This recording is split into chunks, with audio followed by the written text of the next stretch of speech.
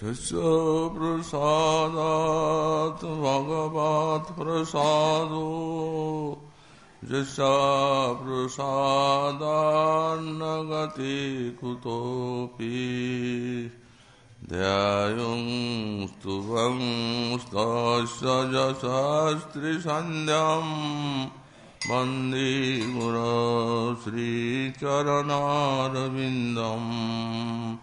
आजानुलम्बितभुजौ कनकावदातौ संकीर्तनैकपितरौ कमलायताक्षौ विश्वाम्बरौ द्विजवरौ जुगधर्मपालौ वन्दे जगत्प्रियकरौ करुणावतारौ नमस्त्रिकालसत्याय जगन्नाथसुताय च सवृत्ताय सपुत्राय सकलत्राय ते नमः बर्हापीडाभिरामं मृगमदतिलकां कुण्डलाक्रान्तगण्डां पञ्चाक्षं कम्बुकण्ठां स्मितसुभगमुखं स्वादुरेण्यस्त्वजीनुम् श्यामं शान्तं त्रिभङ्गं रविकरवसनं भूषितं वैजयन्त्या वन्दे वृन्दावनस्थं युवतिशतवृतं ब्रह्मगोपालवेशम् तप्त काञ्चन गौरङ्गी राधे वृन्दावनेश्वरी वृषभानुसुते देवी तं नमामि हरिप्रिये मूकं करोति वाचालं पङ्गुं लङ्घयति गिरिं यत्कृपातमहं वन्दे परमानन्दमाधवम् वाञ्छाकल्पतरुभ्यश्च कृपासिन्धुभ्य एव च पतितानां पावनेभ्यो वैष्णवेभ्यो नमो नमः हरिभक्ति पराजित हरिनामपरायणा दुर्वृत्ता वा सुवृत्ता वा तिसङ्गनित्यं नमो नमः नमः धर्माय महते नमो कृष्णाय विदुषे ब्राह्मणे नमस्कृत्य धर्मान् मोक्षे सनातनान् नारायणं नमस्कृत्य नरं चैव नरोत्तमं देवीं सरस्वतीं व्यासं ततो जयो मुदीरयेत् जय रूप सनातन भट्ट रघुनाथ श्रीजीव गोपाल भट्ट दास रघुनाथ ईशय गुसाइर करे चरण वंदन जहाँ हुई विघ्ननाश अभीष्ट पुरन दुर्गमे पथिमेन्दश्चास्खलत्पादगतिर्मुः सकृपाजुष्टिदानेन सन्त सन्तो वलम्बनम्।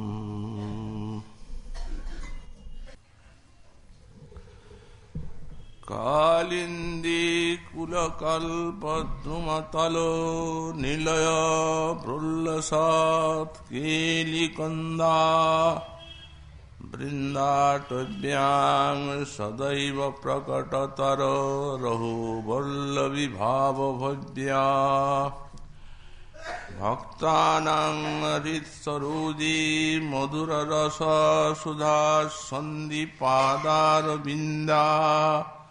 चन्द्रानन्दाकृतिर्न स्फुरतु नव नव प्रेम लक्ष्मीरमन्दा।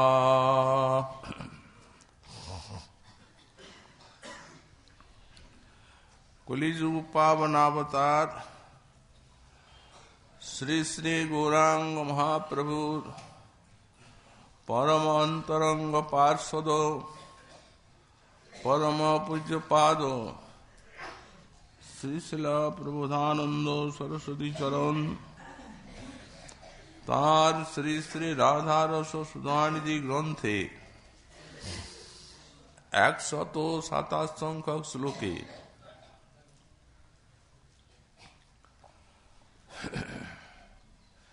স্বীয় অভীষ্ট শ্রী শ্রী রাধারানীর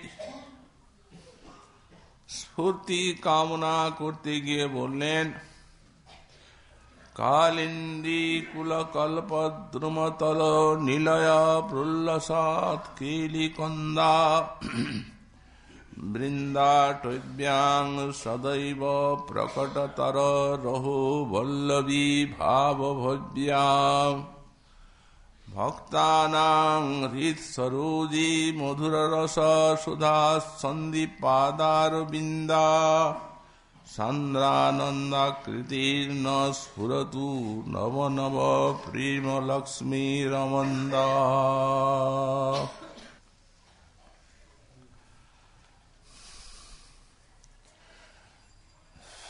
যে রাধারানী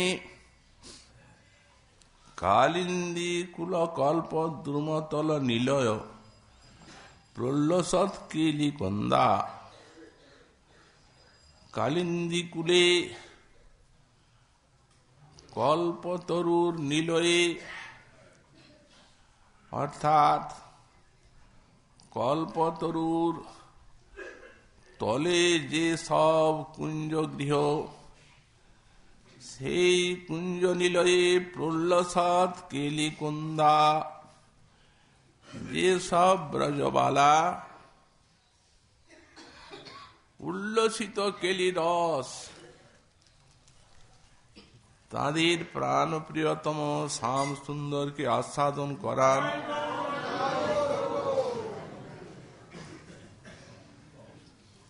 সেই সকল ব্রজবালাগণের যিনি মূল স্বরূপা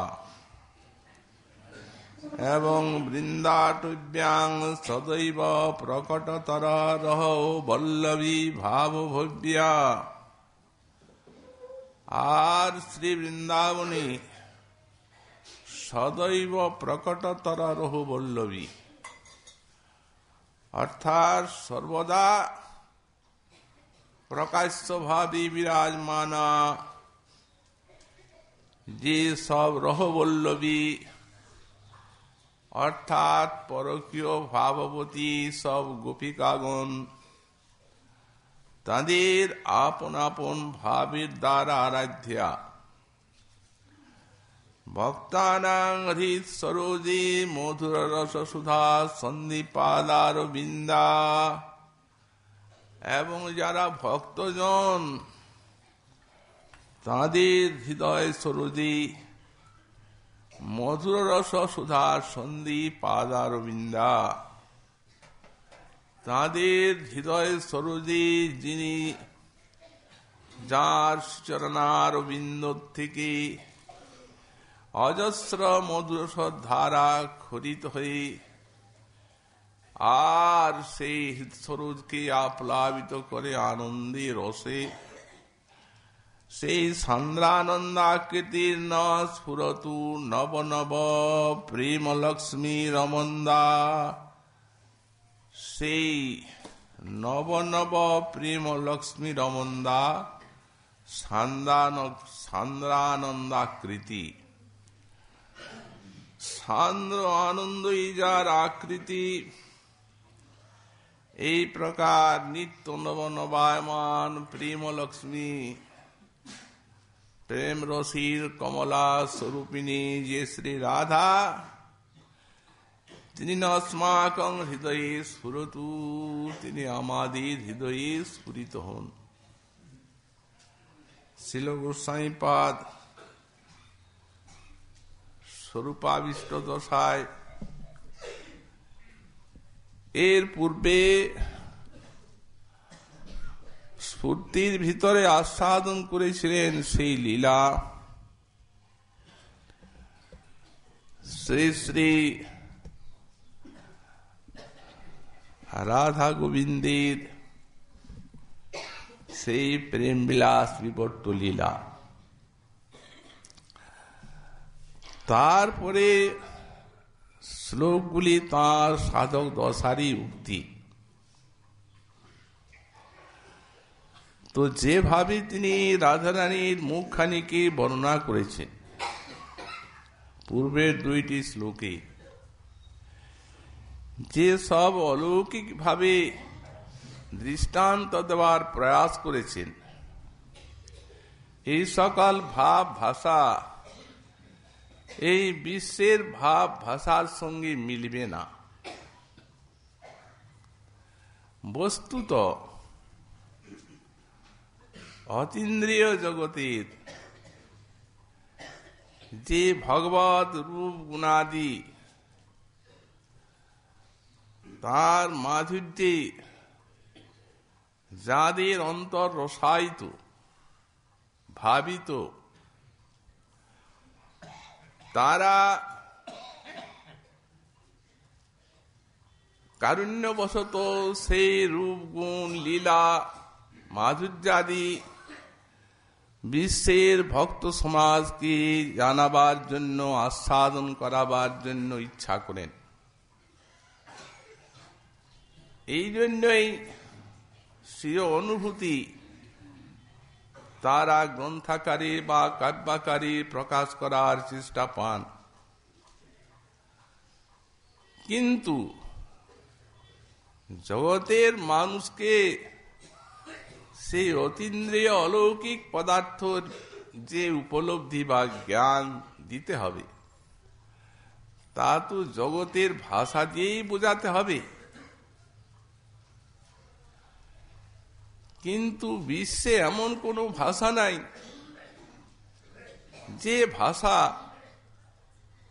সেই অলৌকিক ভাবকে ধারণ করে আর সামাজিকের নিকটে উপস্থিত হতে পারে। কিন্তু অন্তরে যখন সেই ভাবটি স্ফীত হতে থাকে, প্রেমিক ব্যাখ্যাকার গণের কবিগণের, তখন তাদের বলার ইচ্ছাও হয়। কিন্তু অন্তরের যে সমস্ত ভাব,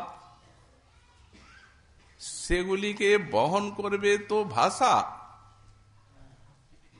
ভাষাই তো তার বাহক। কিন্তু সে সময় ভাষা নিজেকে হারিয়ে যায়, ভাবের চাপে পড়ে ভাষা আত্মহারা হয়। তখন তবুও সেই দীনা ভাষা যেভাবে এবং যে উপচার নিয়ে জগতের সামাজিক ভক্তগণের নিকটে উপনীত হন, সেগুলি সত্যিকারে এইরূপ অলৌকিক বা বিশ্বের অতীত বলেই মনে হয়। কোথায় কোন জগতে সহস্র সহস্র প্রেমের চাঁদ যদি ওঠে, তার আলোক যদি অনন্ত কোটি ব্রহ্মাণ্ডে পরিপূরিত হয়, তো সেই সমষ্টি আলোক রাধা বদন চন্দ্রের যে একটি ক্ষুদ্র কণিকার আভাসের সঙ্গেও তুলনীয় হবে না। এইরূপ জগতের কোন কবির বর্ণনা পাওয়া যায়? বস্তুত অতীন্দ্রিয় জগতের ভাব এইভাবেই মহাকবিগণ পরিস্ফুট করে থাকেন বা প্রয়াস পান। শ্রীপাদ বিল্লমঙ্গল ঠাকুরের কাব্য আমরা তাই দেখতে পাই। তো যেটুকু ভাষায় তাদের অন্তরের ভাবটি ব্যক্ত হয়, সেইটি সামাজিকের নিকটে একটা আস্বাদনের প্রবাহ জলপ্রপাতের মতো বইয়ে দেয়। এত আস্বাদন ধারা তাদের এই বাণীতে। আবার সেই রূপ কাব্য লালিত্য অলঙ্কার এবং সর্বোপরি হৃদয়ের আবেগ। হৃদয়ের আবেগে যে বর্ণনা করা যায়, ভাবের উচ্ছ্বাস যাকে বলা, তাতে যদি অলঙ্কারাদির কাব্যাদি সন্নিবেশ তেমন নাও থাকে, তথাপি সে বস্তু সামাজিকের অতিশয় হৃদয়গ্রাহী হয়। যেমন মনে করুন, কোন রমণীর যদি স্বাভাবিক সৌন্দর্য থাকে, যদি ভালো অলঙ্কার দিয়ে তিনি নাও সাজেন, তাকে গাছের বলকল পড়লেও ভালো দেখায়, সেটিও তার সৌন্দর্য ফোটায়। তেমনি এই কাব্য, ভাগবত বিষয়ের এই সব কাব্য অলঙ্কার লালিত্য দিয়ে যদি অধিক অলঙ্কার আদি নাও থাকে, কিন্তু তবু এ সামাজিকের চরম আনন্দ দান করে আর হৃদয়কে রসে আপ্লাবিত করে। এখানে সেই সাধকা বিষয় বলছেন, রাধারানীর বর্ণনা করছেন, বলছেন কালিন্দী কুল কল্প দ্রুম তল নিলয় প্রল্লসৎ কেলি কন্দা। এই যে কালিন্দীর কুল, যমুনার কুল, সেই যমুনার কুলে যে সব কল্পতরু, কল্প দ্রুম নিলয়, কল্প তরুর তলায় যে সকল নিলয়, তার মানে এ সময় কুঞ্জ ভবন আছে, প্রল্লসৎ কেলি কন্দা, সেখানে কেলি প্রল্লসৎ, অর্থাৎ সেখানে যে সব বল্লভীগণ গোপীগণ শ্রীকৃষ্ণের সহিত বিবিধ কেলি রস আস্বাদন করেন, তার মূল স্থানীয় হচ্ছেন শ্রী শ্রী রাধারানী। যত সমস্ত ভগবত বল্লভা যারা মধুর রসে শ্রী ভগবানের সেবা করেন, যেমন দ্বারকার মহিষীগণ আছেন, যেমন সেই বৈকুণ্ঠের সব কমলাগণ আছেন, পরমশিয়া যারা সখিয়া নায়িকাগণ আছেন, শ্রী জানকী প্রভৃতি, তাদের যে মধুর রস সেবা, সেটি যেমন তাদের নিজের সুখ সদনে রত্ন ভবনে অনুষ্ঠিত হন, এই পরকীয় ভাবতী গোপসুন্দরীগণের কিন্তু সেই রূপ নয়।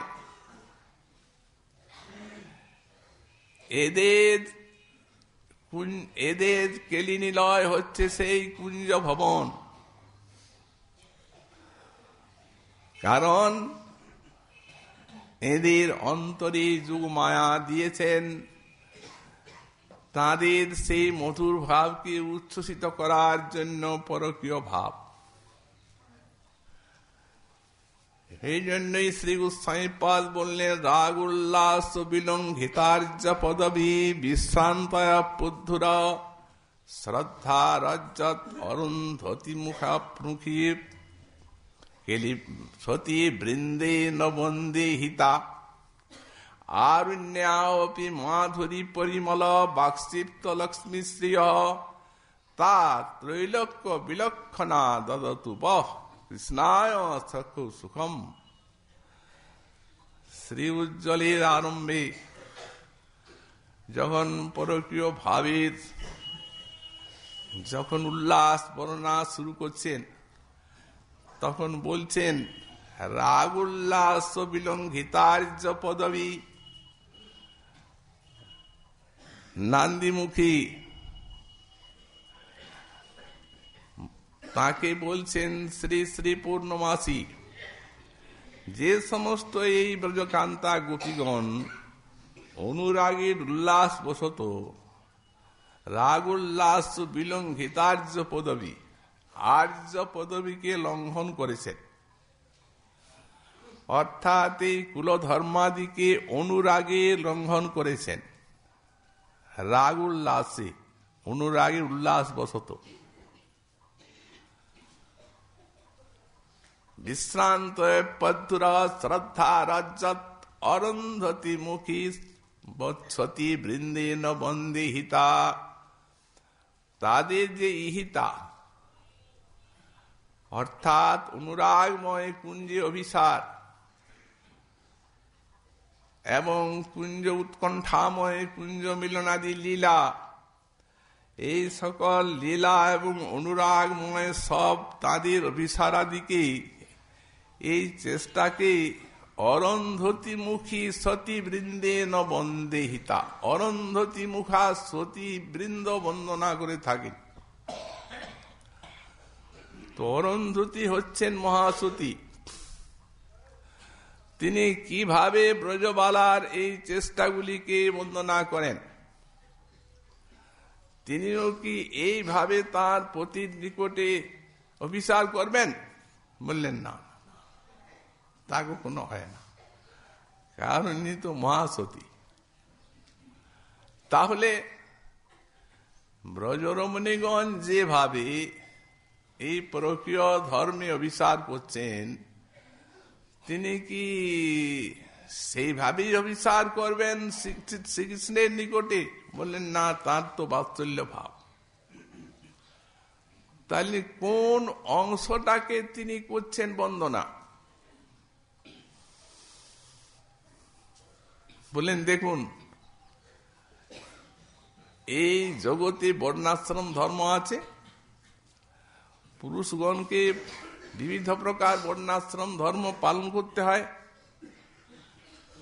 আর মহিলাগণের আছে একটা পতিব্রতা ধর্ম।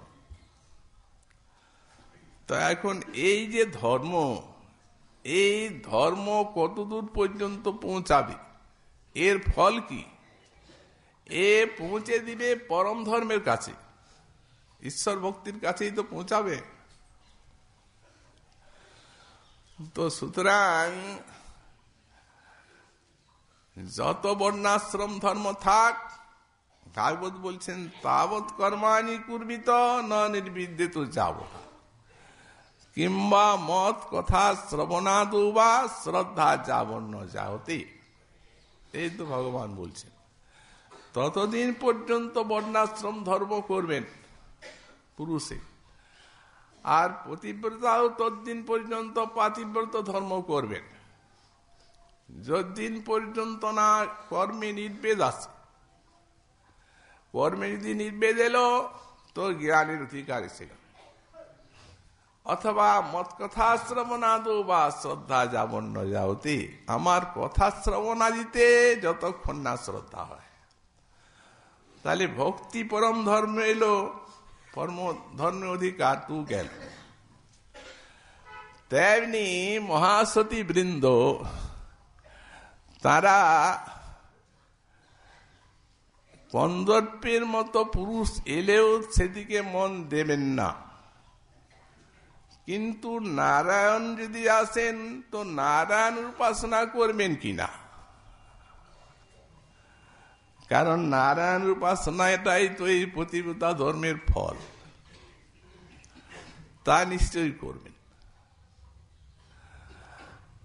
আর সতীরমণি যদি অন্য পুরুষে মন দেন তখন পতি তাকে ত্যাগ করেন, কিন্তু কোন সতীরমণি যখন ভগবান শ্রী নারায়ণের ভজন করেন ঠাকুরের, তখন পতি কি তাকে ত্যাগ করেন?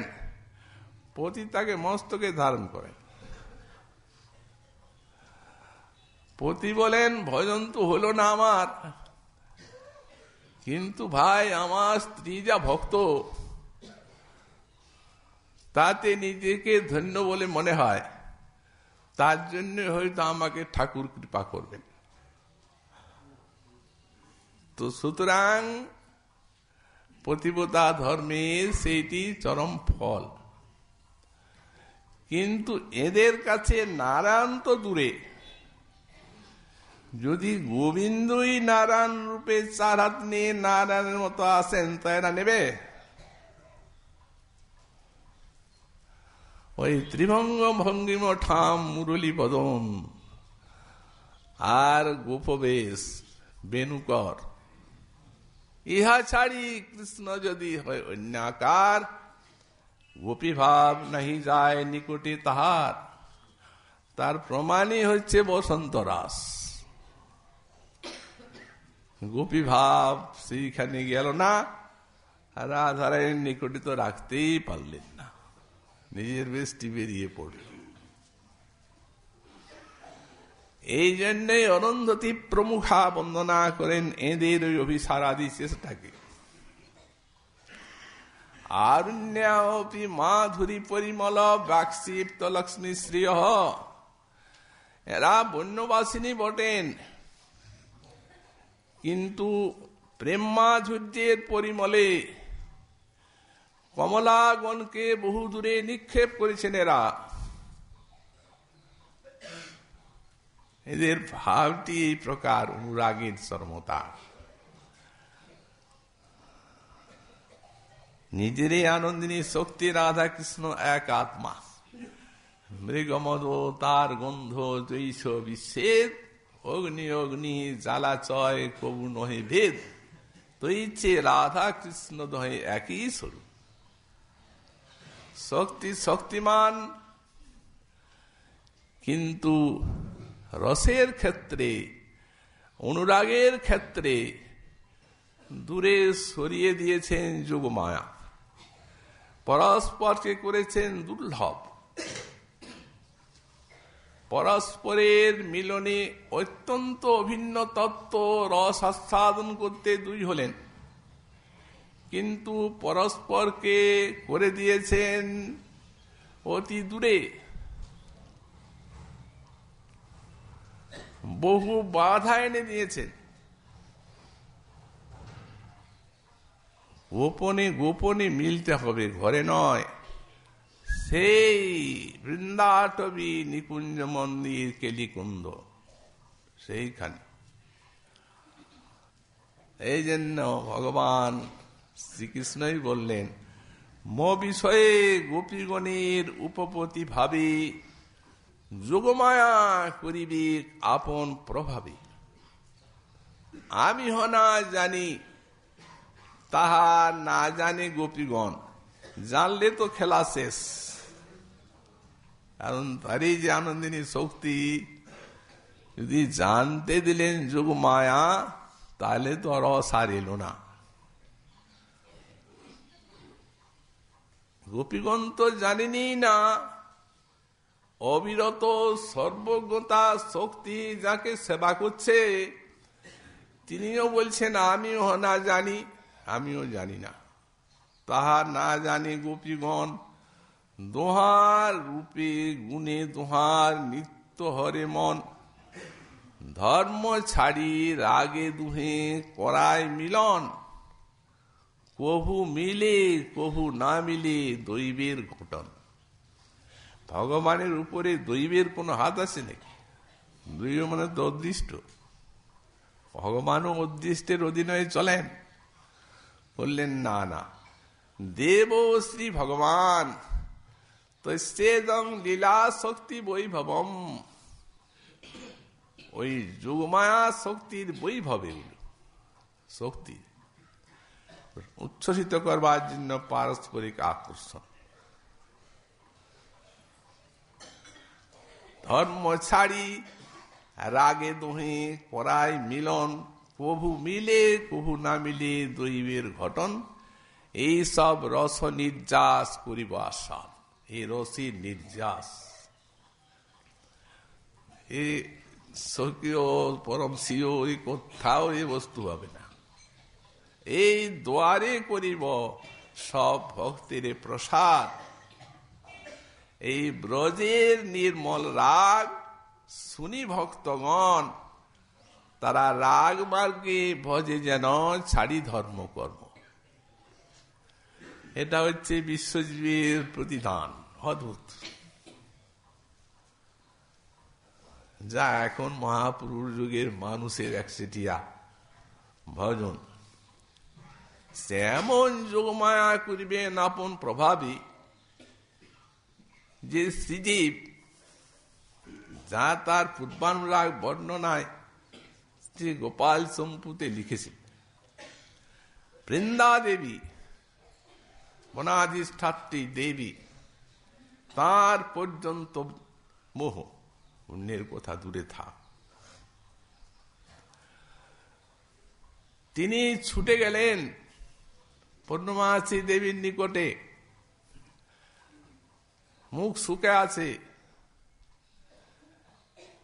ভগবতী মহাবিপদ উপস্থিত, আর আপনি দেখছি স্থির হয়ে আছেন, নিশ্চিন্ত দেখাচ্ছে আপনাকে। ভগবতী দেবী বলছেন, কি বিপদ যার জন্য চিন্তা করতে হবে? আরে কৃষ্ণ প্রিয়াগণের সাক্ষাৎ অন্য গোপের সঙ্গে বিবাহের ঘটন চলছে। কে তোমাকে বলল? নিজের চোখে আমি দেখে আসছি, সানাই বাজছে, বিয়ের অনুষ্ঠান সব হচ্ছে অন্যান্য গোপের সঙ্গে কৃষ্ণ প্রিয়াগণের। কি দুর্দৈব! আর আপনি নিশ্চিন্ত হয়ে আছেন। উনি বললেন, স্বপ্ন। স্বপ্ন? এইরকম স্বপ্ন থাকে নাকি? স্বপ্ন তো ঘুমিয়ে ঘুমিয়ে লোকে রাত্রে দেখে, এইরকম দিনে স্পষ্ট। বললেন, এই তো দিনের বেলায় স্পষ্ট, কিন্তু স্বপ্ন। কি আশ্চর্য! সত্যি আপনি কথা বলছেন। দেখবে, তোমায় বলে রাখলাম আমি, ভবিষ্যতে যারা কৃষ্ণপ্রিয়া ওরা কিছুই জানে না। তাই নাকি? আমি দেখলাম তাদের সঙ্গে বিয়ে হচ্ছে, ওই তো। তারা কিচ্ছু জানেন না।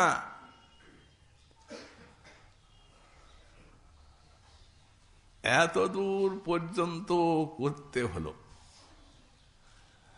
এই আমি হনা জানি তাহা না জানে গোপীগণ, দুহার রূপ গুণে দুহার নিত্য হরে মন। এই দৈবের ঘটন, আর দৈব অন্য কিছু নাই। এখানে এখানে দৈবের কোনো হাত নাই। সং যোগমায়া শক্তি, তারই অঘটন ঘটন পটিহসী শক্তির এমনি লীলা। শেষকালে তাই হলো। এখন কোথায়?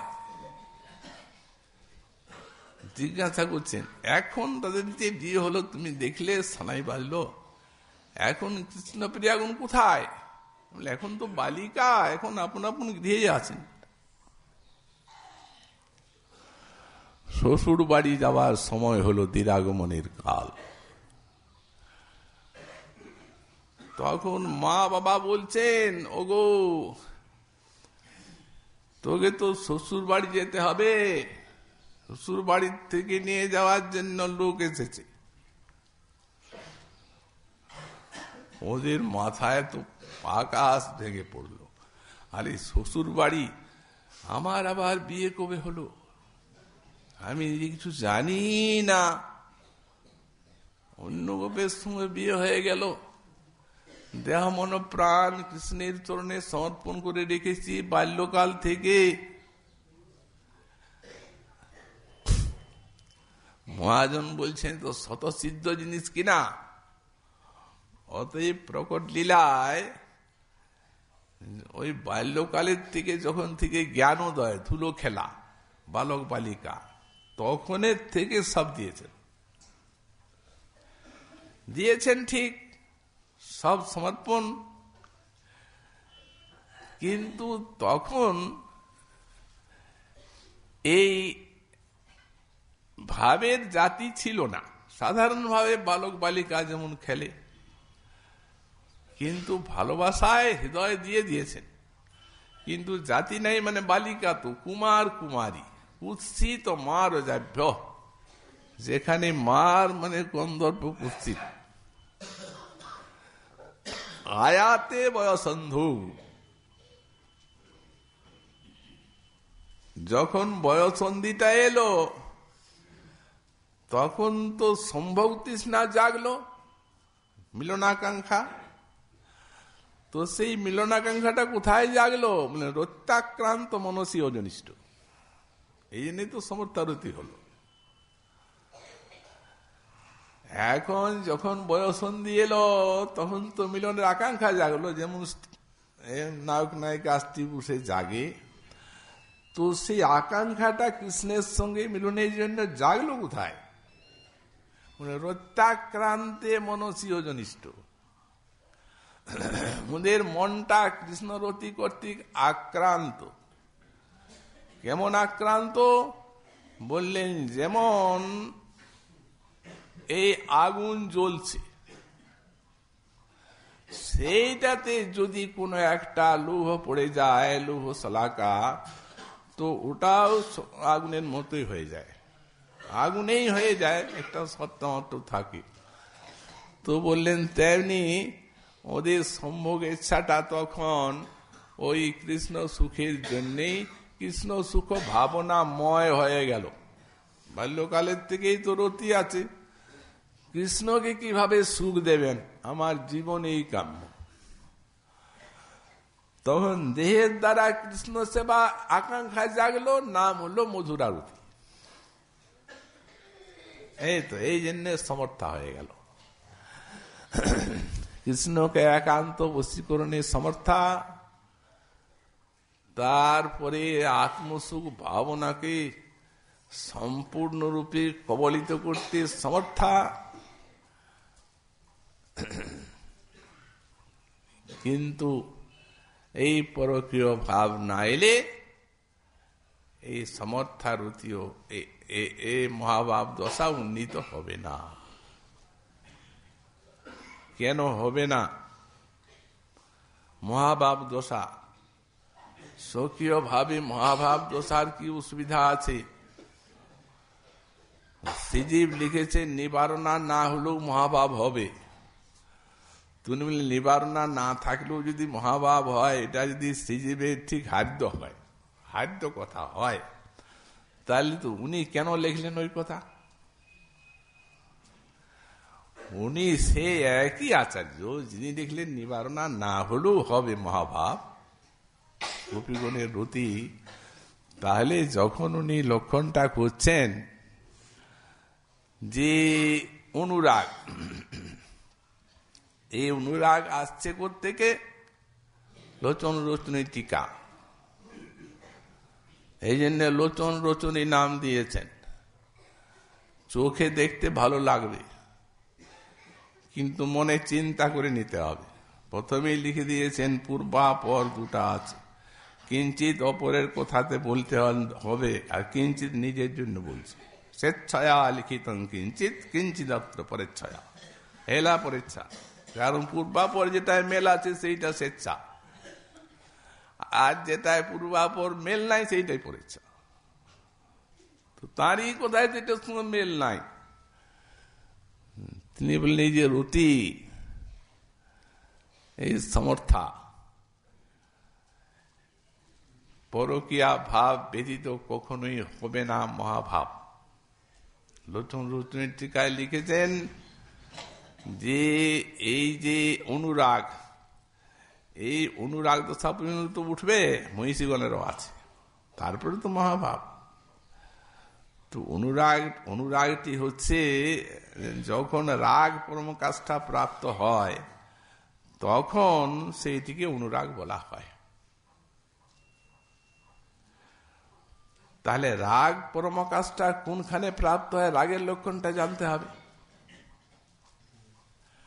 তো দুঃখমপ্যধিকং চিত্তে সুখেত্ব নৈবে ব্যাজ্যতে যতস্তু পুনঃস্পর্শাৎ স্বরাগ হইতে। কিন্তু বলছেন দুঃখ যখন, দুঃখ জিনিসটা দুঃখপং চিত্তে সুখত্বে নৈব ব্যাজ্যতে, দুঃখটি, চরম দুঃখটি যখন সুখরূপে প্রতিভাত হয়, এই তখন এইখানে রাগের পরাকাষ্ঠা, সেই রাগ যখন অনুরাগ হবে, সেই অনুরাগ মহাভাব হবে,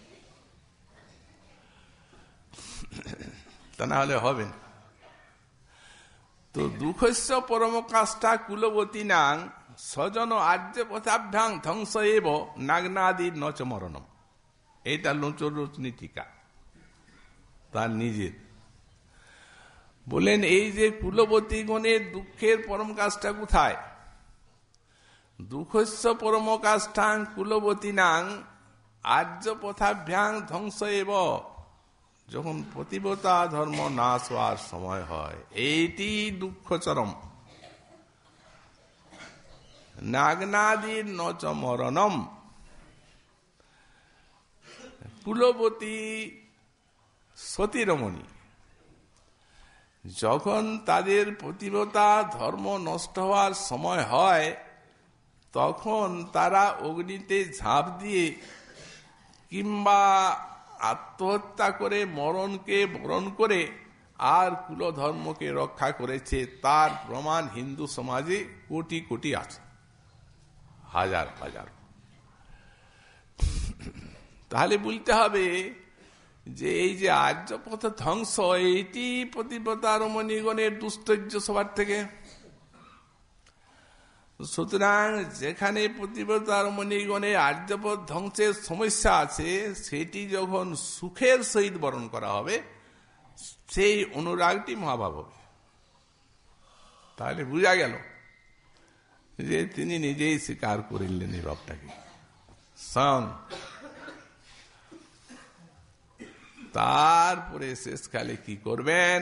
যখন সেই তারা শ্রবণ করলেন শ্বশুর ঘরে যেতে হবে, এক্ষুনি প্রাণত্যাগ করব।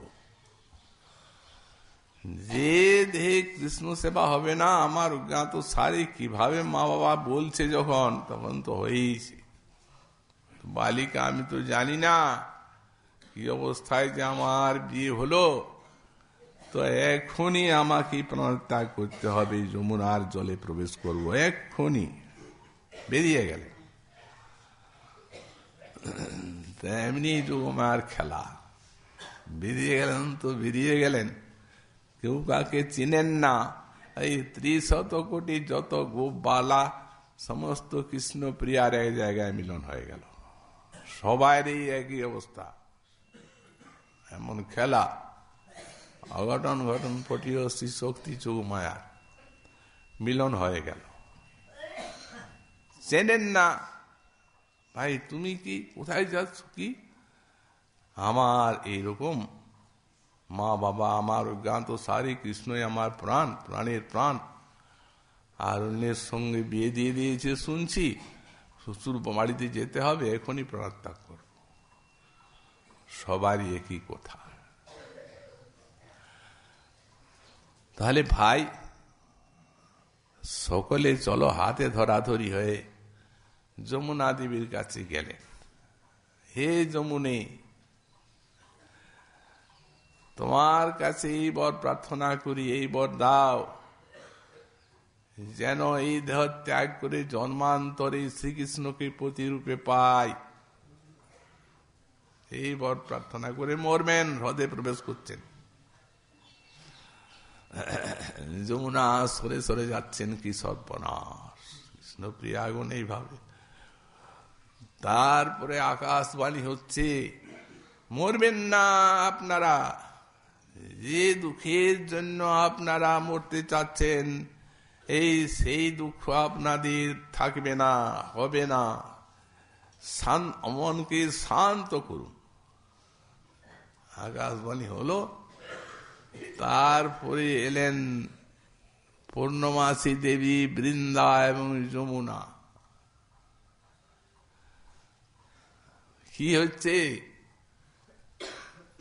এই তো কৃষ্ণ সেবার উপকরণ, এটি ত্যাগ করবে কেন তোমরা? বলছে মা বাবা যে অন্যত্র আমাদের বিয়ে হয়েছে, শ্বশুর বাড়িতে যেতে হবে। বললেন না না না না, কিচ্ছু হয়নি, কৃষ্ণকে পাবো তো, কৃষ্ণকেই পাবে। তোমরা যেভাবে পাওয়ার ইচ্ছা করেছিলে, সেই ভাবের থেকে কোটি কোটি গুণ ভালোভাবে পাবে।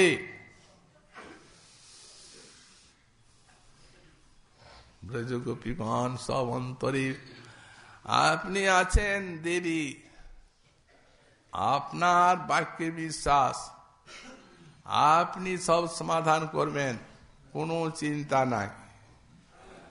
তোমরা এখন মা বাবা যা বলছে শ্বশুর বাড়ি চলে যাও।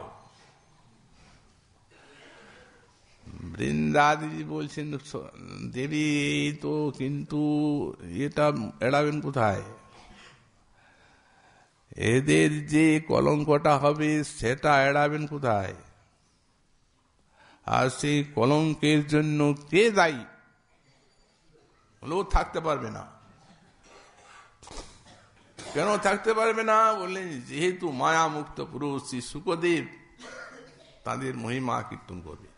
না স্বয়ং খলু কৃষ্ণায় মহিতাস্ত সময় মন্যমা না সপাশাস্থান স্বান স্বান দারান বুঝুকস।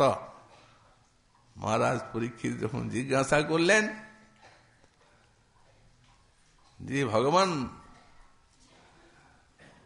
এই তো ধর্ম স্থাপনের জন্য ভগবানের কল্যাণময় অবতার, সংস্থাপনা ধর্মস্য প্রসমায়ে তরস্য চ অবতীর্ণ হি ভগবান অংশেন জগদীশ্বর। অংশেন মানে অংশ সবের সহিত স্বয়ং ভগবান। ধর্ম সংস্থাপন, অধর্মের বিনাশন, এটা তার কাজ।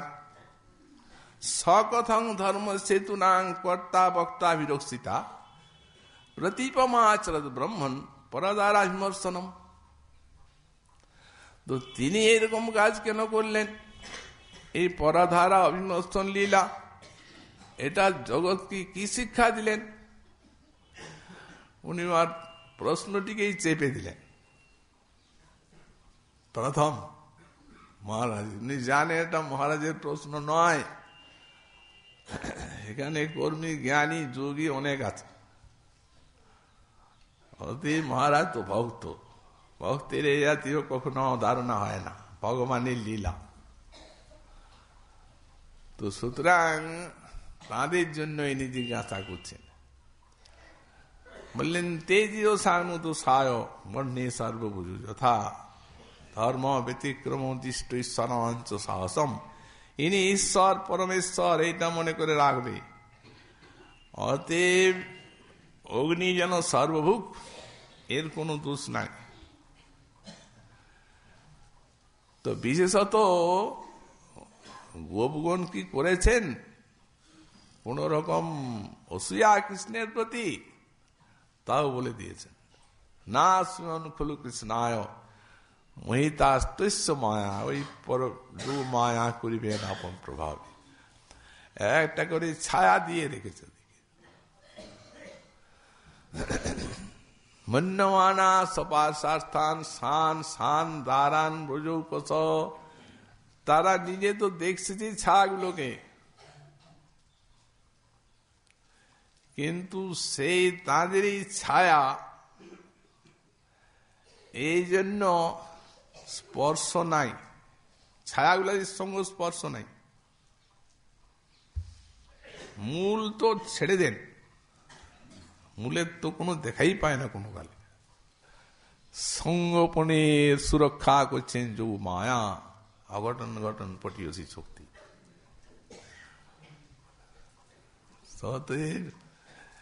আসলে কেবলমাত্র রসে পরকিয়া, কিন্তু তত্ত্বে তো আনন্দিনী শক্তি নিজেরই।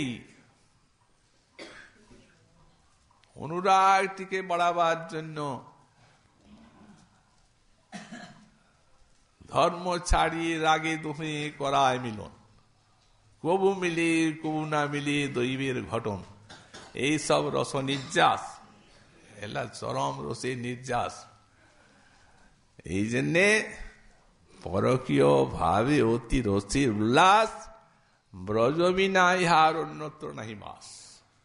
এই বৃন্দাবনে মহাভাবতী গোপসুন্দরীগণ ছাড়া এ আর অন্যত্র নেই।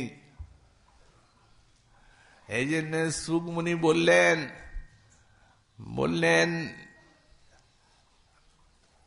কদাপি অনিশ্বর যারা মানুষ তারা এর অনুসরণ বা অনুকরণ করতে যাবে না।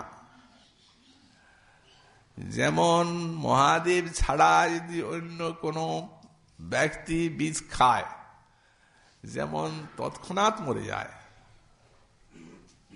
তো তেমনি অন্য কোন ব্যক্তি এই লীলা, এটা কৃষ্ণের, এটা হচ্ছে প্রেমের পরাকাষ্ঠার লীলা। সুতরাং তত্ত্ব তো ঠিক আছে,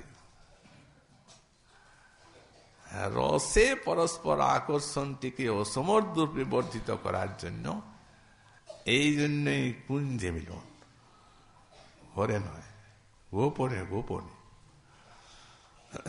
তাতে কি রসোল্লাস, পারস্পরিক আকর্ষণ, উদ্যম, পরাকাষ্ঠা। আমাদের গোসাই পাদ তাই বর্ণনা করছেন শ্লোকে, তার কৃপা হলে, এখন আমরা সিদ্ধান্তটা বললাম, তার কৃপা হলে আগামীকাল আবার সেই বিষয়ে আমরা আস্বাদন করব। আজকে আমাদের শ্রী শ্রী ভাগবতী কথা এখানে বিশ্রাম।